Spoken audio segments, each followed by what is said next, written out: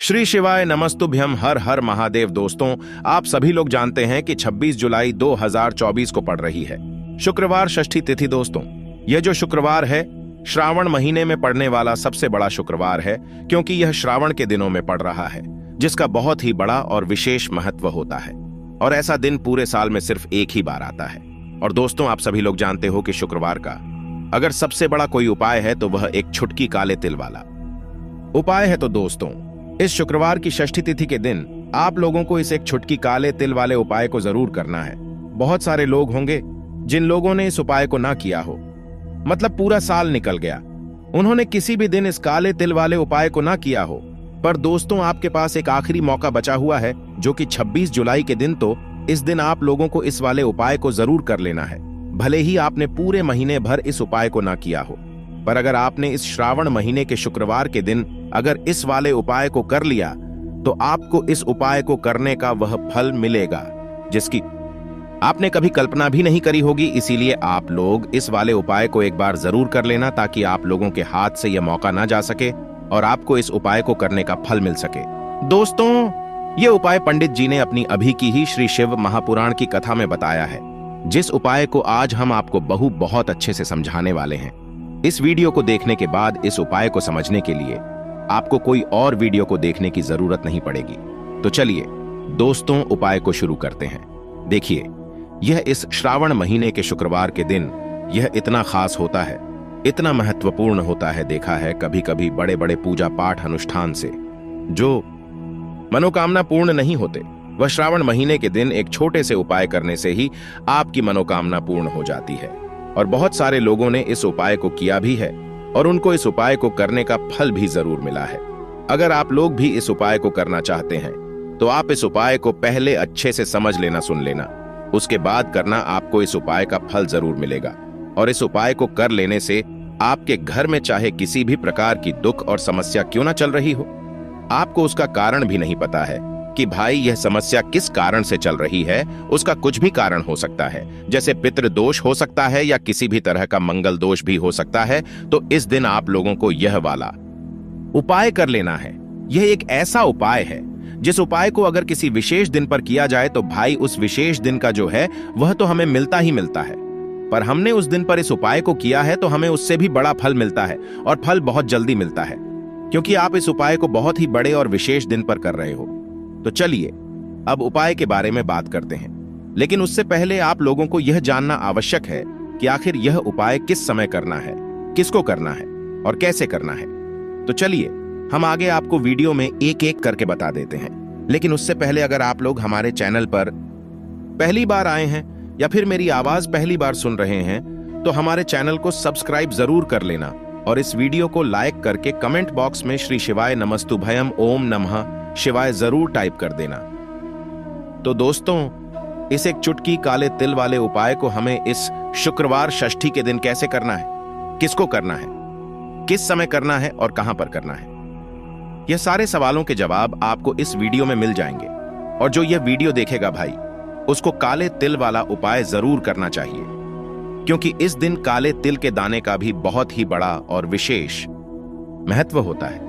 और जब बात आ जाए 11 काले तिल के दाने की, तो यह सोने पर सुहागा वाली बात हो जाती है और यह एक बहुत ही बड़ा उपाय हो जाता है इस श्रावण शुक्रवार का।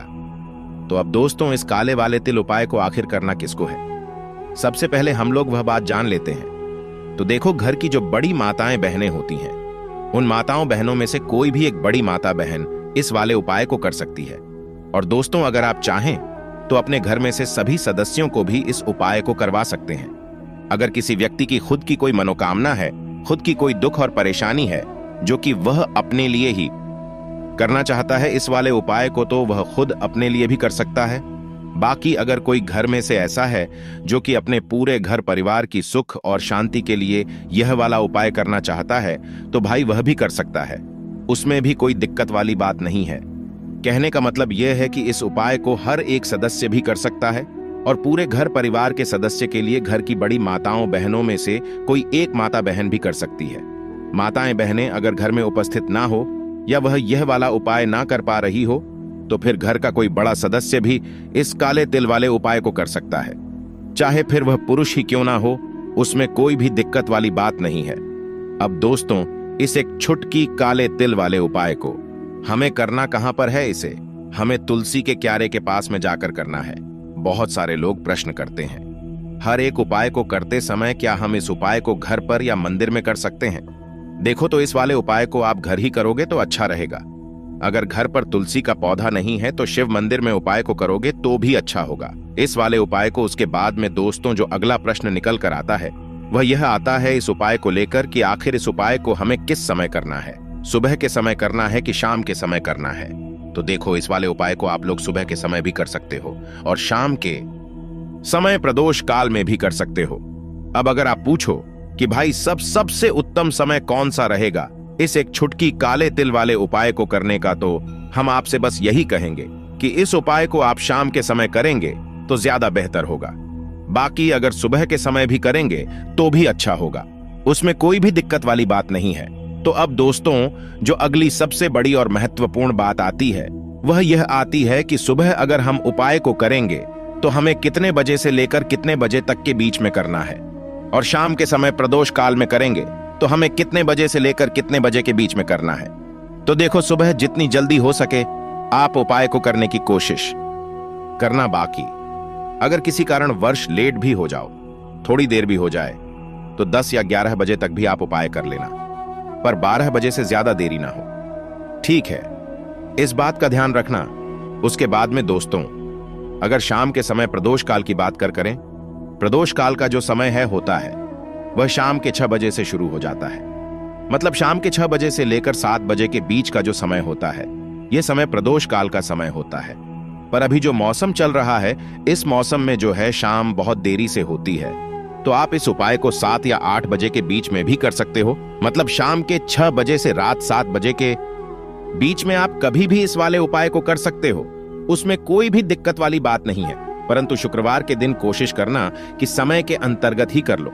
किसी कारणवश ना कर पाओ तो थोड़ा देरी से भी कर सकते हो, आपको उपाय का फल जरूर मिलेगा। तो चलिए बात करते हैं हमारे पहले उपाय की। देखिए, इस उपाय के लिए आपको 2 दीपक लेने होंगे।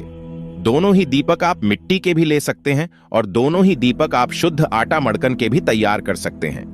अब दोस्तों, दोनों ही दीपक के अंदर आपको शुद्ध घी का प्रयोग करना होगा और एक दीपक के अंदर आपको गोल रुई की बाती का प्रयोग करना होगा और एक दीपक के अंदर आपको लंबी बाती का प्रयोग करना होगा। लंबी बाती वाले दीपक के अंदर आप मौली वाला जो धागा आता है कलावा का, उसकी बाती का प्रयोग भी आप लंबी बाती वाले दीपक के अंदर कर सकते हैं। देखिए, 2 दीपक वाला यह चमत्कारी उपाय केवल शुक्रवार की रात्रि में ही किया जाता है, इसीलिए आपको इस उपाय को बहुत ही ध्यान से समझना। इसी के साथ में आपको एक छुटकी काले तिल के दाने लेना है और इसी के साथ में आपको मात्र एक छुटकी हल्दी भी लेनी होगी।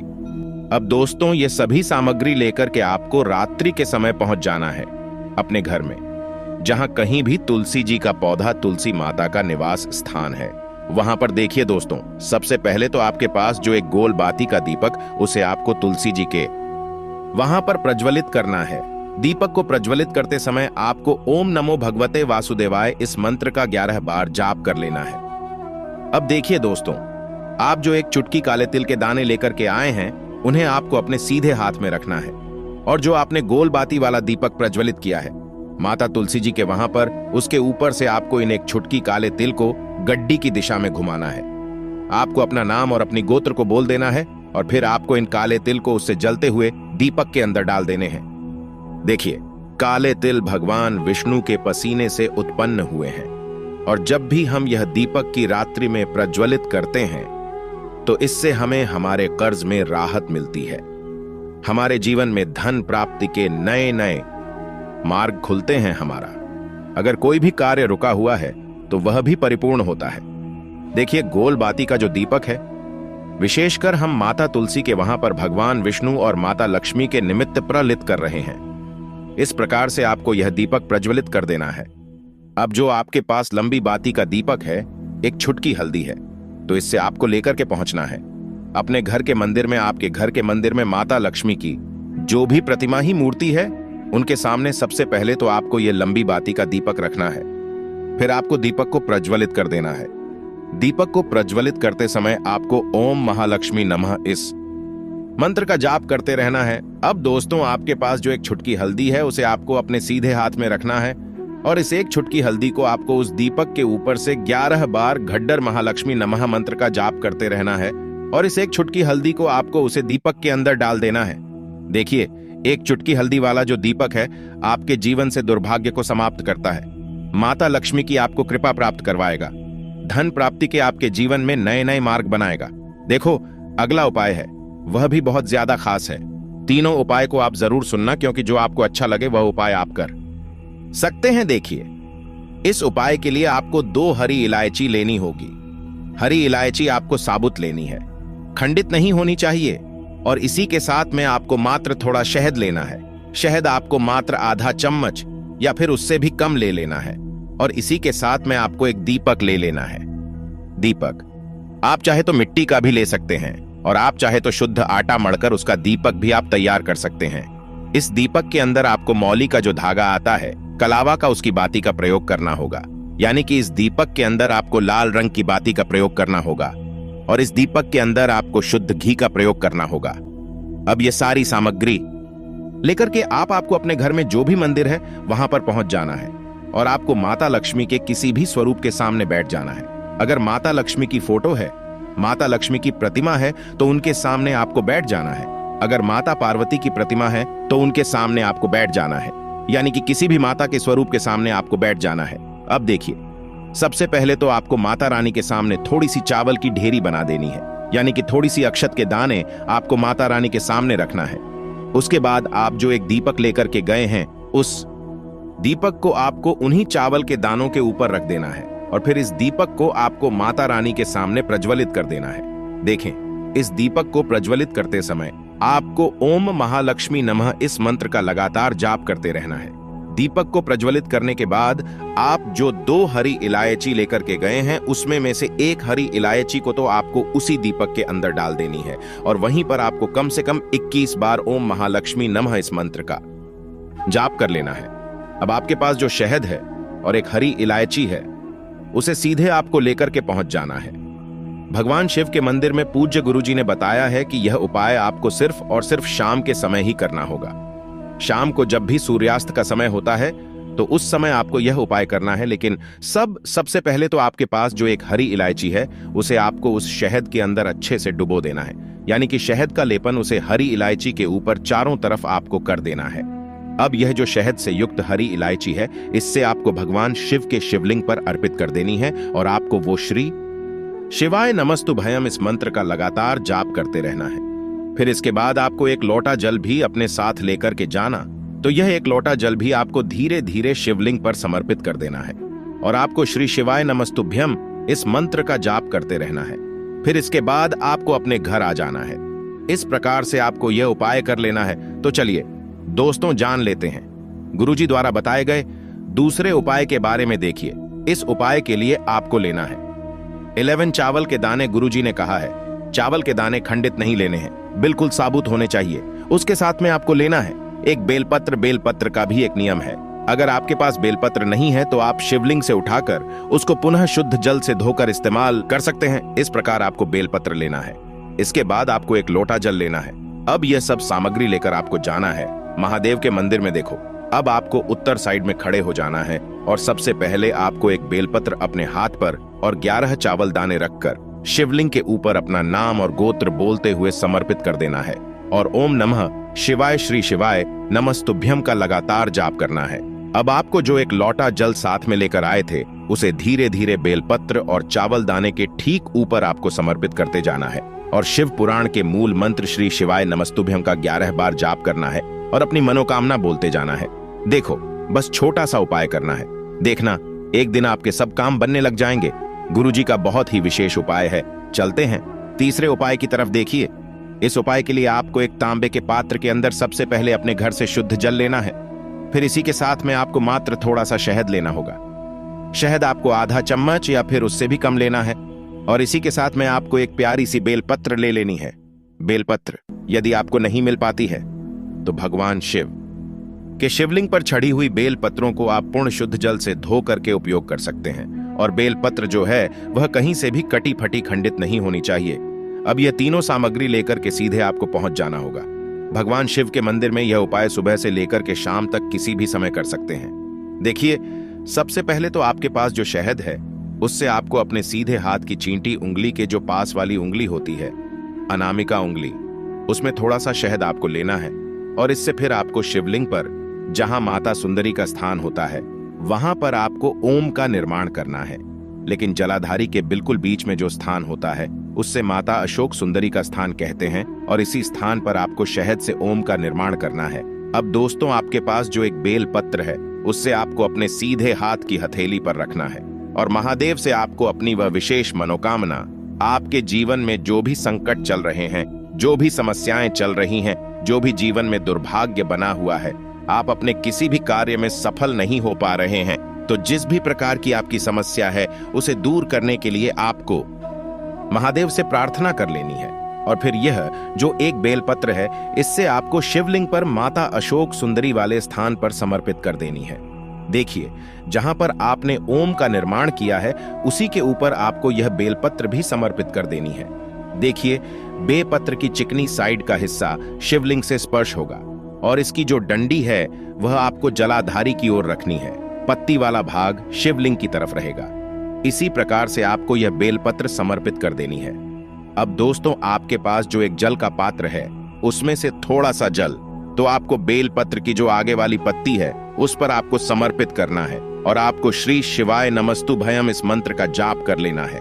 फिर उस पात्र के अंदर जो जल बचे उसे पूरा आपको भगवान शिव के शिवलिंग पर धीरे धीरे समर्पित करते जाना है और लगातार आपको शिव महापुराण के मूल मंत्र श्री शिवाय नमस्तुभयम इस मंत्र का जाप करते रहना है।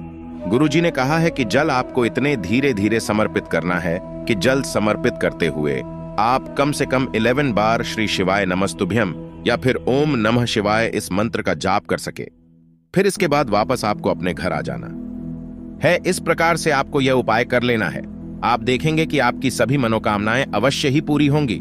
यह उपाय आपको अवश्य करने हैं। इस वीडियो में हमने आपको 3 से 4 महा उपाय आपको बताए हैं जो आपको शुक्रवार के दिन करने हैं। अगर आपके मन में उपाय से जुड़ा कोई भी सवाल है तो हमें कमेंट बॉक्स में पूछ सकते हैं। उपाय करते समय कोई भी गलती नहीं करनी है। अगर आपको हमारी वीडियो पसंद आए तो हमारे इस चैनल को सब्सक्राइब जरूर करें। हर हर महादेव, ओम नमः शिवाय, श्री शिवाय नमस्तुभयम।